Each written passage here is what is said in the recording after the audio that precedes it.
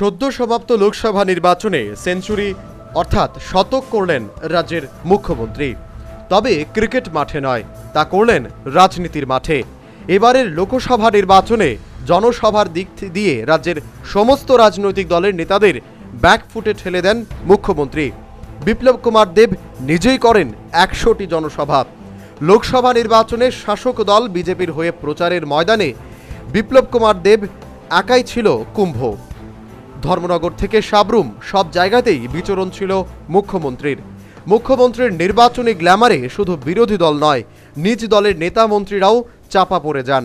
দেখতে দেখতেই মুখ্যমন্ত্রী এই কয়েকদিনের মধ্যে সেরে নেন ১০০তম জনসভা। যদিও বিজেপি সূত্রের খবর মুখ্যমন্ত্রীর ১০০র অধিক জনসভা করেছেন।